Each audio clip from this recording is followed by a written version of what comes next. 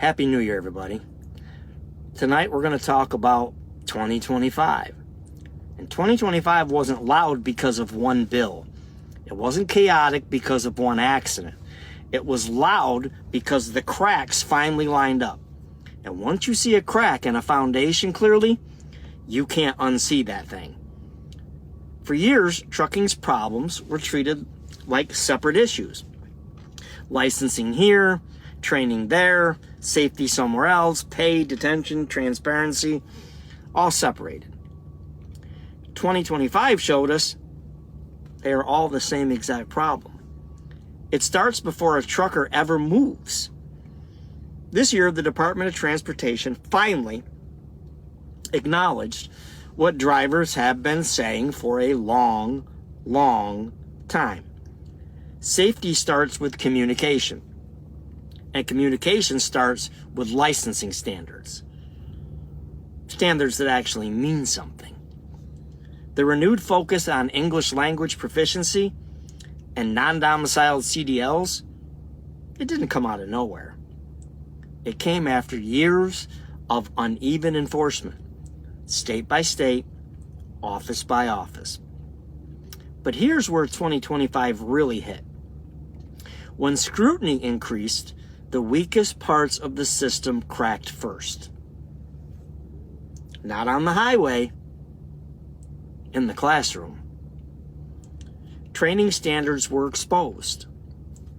Some CDL schools were warned, some lost approval, and some quietly closed their doors. Not because trucking suddenly got harder, but because oversight finally showed up to the party. We learned that training hours varied widely, road time wasn't always meaningful, and too many drivers were pushed through a system designed for volume, not competence. That matters. Because you cannot enforce your way out of bad preparation. You can't regulate skill after the fact. And you can't blame drivers for gaps created before they ever even turn the key. And right in the middle of that, we decided to push harder on under 21 interstate CDLs. Sold as a workforce solution. But 2025 made one thing painfully clear. We do not have a shortage of people willing to drive. We have a shortage of people willing to stay. Lowering the age doesn't fix unpaid detention. It doesn't fix uneven training. It doesn't fix pay by the mile. And it doesn't fix the pressure created by the clock. It just moves that pressure onto younger shoulders who are willing to work cheaper. And pressure is where safety breaks. This was the year drivers finally reframed the safety conversation. Drivers are paid by the mile. Hours of service are paid in time. Every minute, waiting, still burns the 14-hour clock every day. And every undisclosed dock requirement still eats regulated hours. Every unpaid delay still drains the 70. And when time burns but pay doesn't, pressure builds. Not because drivers don't care about safety, but because the system forces impossible, unobtainable trade-offs. That's not a driver problem. That's an economic design problem. Which brings us to transparency. 2025 was the year drivers finally put language to something they've heard. They've heard it their entire career. That's everything I have in it. The phrase, that's everything I have in it. And drivers learn to ask the right follow-up question. Everything according to who? Because loads are sold whole, but drivers paid by the mile. And when accessorials, labor, and time are monetized upstream, but hidden downstream, risk doesn't disappear. It gets pushed onto the driver, onto the clock, onto the highway. Now let's talk about the number that everyone keeps repeating. You've heard 9,500 illegal truck drivers removed from America's roads. That is not what the data actually says. Listen closely. What was reported is that roughly 9,500 drivers were placed out of service for English language proficiency violations during inspections. That is a safety enforcement action. It is not an immigration determination. It does not mean 9,500 people were deported, and it does not mean the workforce suddenly shrank by that number. Facts matter, because when we exaggerate numbers, we weaken real reform. The real takeaway is this. When enforcement finally showed up, thousands of drivers failed a basic safety requirement. That alone tells you the system had been broken for a long time.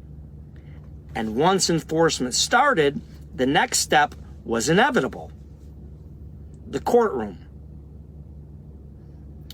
We are now seeing illegal challenges filed by groups of non-domiciled drivers, including Punjabi-speaking drivers, arguing that the enforcement is discriminatory or improperly applied. That is public record, and it's happening. And let me be clear, because this matters. This is not about culture. It is not about ethnicity. And it is not about who belongs in this industry. It is about standards and whether they are enforced consistently and fairly. The English language requirement is not new. What changed in 2025 wasn't the rule, it was enforcement. And whenever enforcement tightens after years of inconsistency, lawsuits always follow. A lawsuit does not mean the standard is wrong, and enforcement does not mean guilt. It means the system is finally being tested legally, not just rhetorically or rhetorically. And here's the hard truth that 2025 delivered. If licensing, training, and enforcement had been consistent all along, we wouldn't be here right now. This year didn't fix trucking, but it stripped away the excuses. It showed us safety is economic, training is foundational, transparency is leverage, youth recruitment is not reform, and time is the most valuable thing taken from drivers every single day. As we head into an election year, let's be honest about what comes next.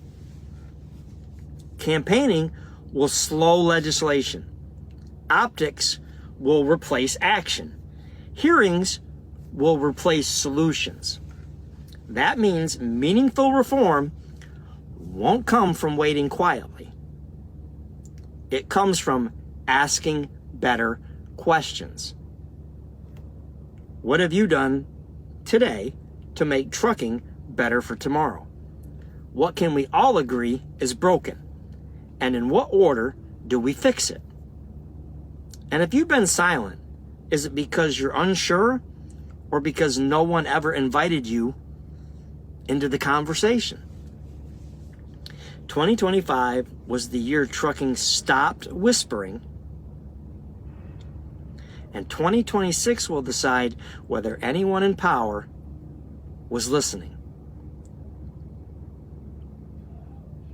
From my cab to the country, this is Highway Fever, and those were just a few things in review for 2025.